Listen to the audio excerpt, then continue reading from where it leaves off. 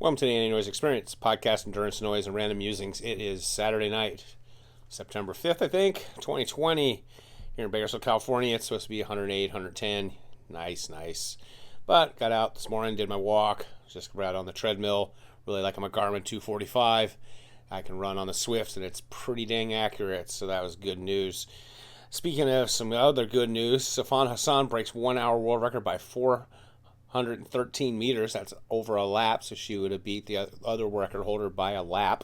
The Dutch runner was duly challenged by a marathon world record holder, Brigid Kosgei, who battled to the end.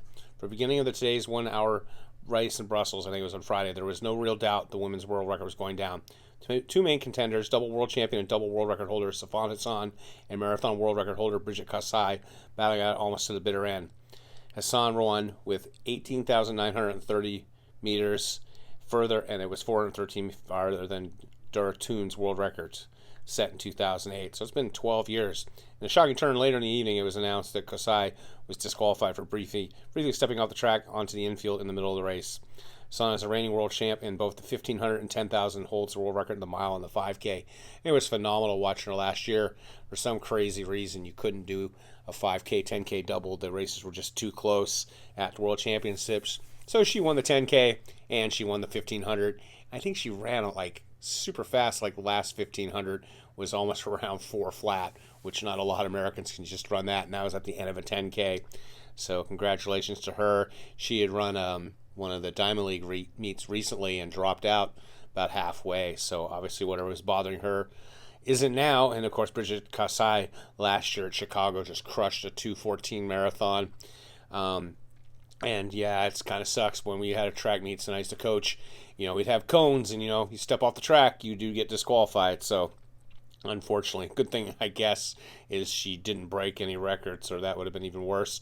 There was also a men's race. Mo Farah breaks Gebrselassie 1 hour record by a mere 45 meters. Wow, that's pretty close. He raced with his training partner, Bashir Abdi of Belgium, who set a national record for 1 hour and broke the 20K world record. Wow, that's nice.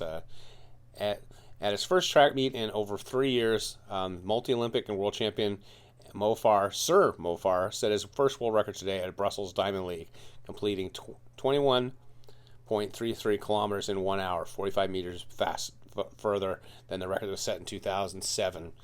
It's pretty phenomenal. It's pretty interesting in this time of COVID how we're having so many records set.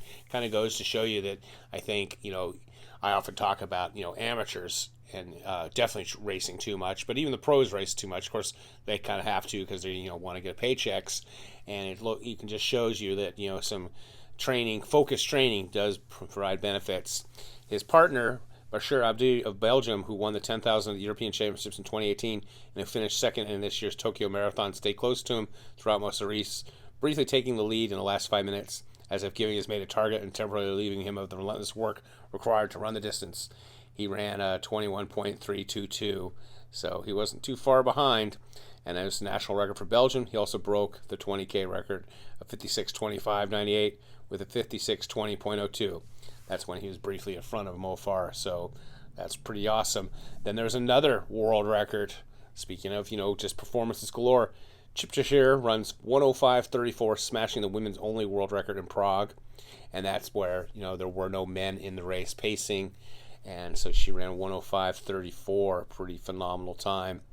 Meghan Hicks, who's from I Run Far fame, her and her husband have started I Run Far years ago, and she herself is a multi-day racer, and I know she's done some of the races in Europe. She just set the record for supported FKT on the Nolan's 14 in 50 hours, 32 minutes. Previous record was Sabrina Stanley in 2020, 51:15. So, again, some pretty fast times here in our 2020 year. Some flashbacks into history.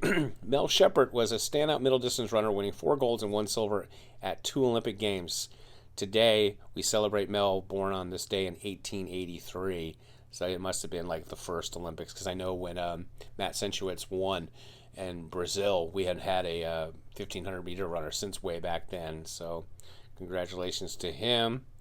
Then moving on here, another record fell. This one's pretty impressive. I didn't really see anything kind of just off the radar. Adam Kimble tops Jornet's record at the TRT, and so he broke the new supported fixed time record on the Tahoe Rim Trail. So pretty awesome to have that happen. Then slowing down here with his Jonathan Gault from Let's Run. Gosh, I just can't talk today. Can't talk most days. With his marks for 2001 hour record falling today, the great Gebrselassie has only one world record best that he has, and he has the 10-mile world record of 44:24 set in 2005. Another record attempt that Belgium that was pretty close was Kenya's Faith Kipchoge takes another stab at the 1,000 world record and falls just short, runs 2:29.92 for the win. The record was 2:28.98 by a Russian Savlet, and some of those Russian distance times are pretty suspect, especially because of all the doping and stuff. Norwegians doing well again. Jacob Ingebrigtsen wins the Brussels Diamond League meet. Yeah, he finally won one because the Kenyan wasn't there. He's been getting outkicked right at the very end. He ran 30.69. He'll turn 20 on September 19 and has already run under 3:31 5 times in his young career. Tremendous performances there. And then sadly, Rich Gonzalez of Prep Cal Track just tweeted out this. It says, "Wow, this is tremendously sad news." The Bleacher Report says that Penn State's Director of Athletic Medicine says the MRI scans revealed that around 30 to 35% of the Big Ten athletes who tested positive for COVID-19 appear to have myocarditis, a type of inflation of the heart muscle. And, that's just not good news. That's kind of the problem with this whole COVID is, it's just kind of hard to understand. And, reasonably healthy people don't have too much, but we don't know what the long-term side effects are. I still believe, a friend of mine said I need to go donate blood to see if I have the antibodies. I was tested with the nose thing, but I don't think they tested my blood when I went in for congestive heart failure back in April. But I honestly think that back in the beginning of the year, my son got sick, and then I got sick, and a lot of our symptoms were similar to the COVID, though obviously they say that didn't happen here till later on. But all I know is I definitely did not feel well at all during that time period. So this was Endurance Noise Daily, and as always, stay healthy, be boring, not epic.